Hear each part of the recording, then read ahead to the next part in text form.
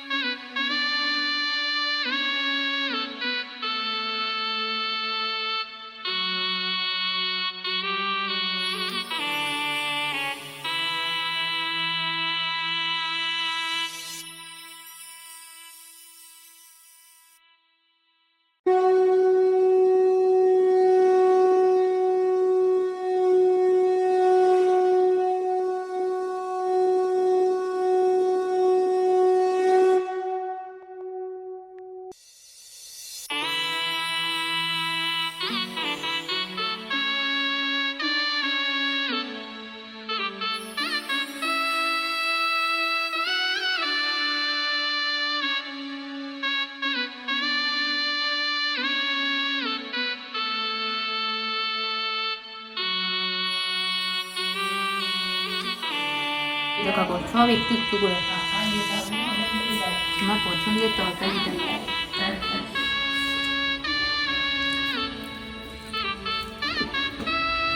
মানুষ তো এইটুকু একটা রান্না করে। ওই এতগুলো অল্পই আছে, খেলে নাকি সময়টা খাওয়া ভালো হতো। তোমরা থাকলে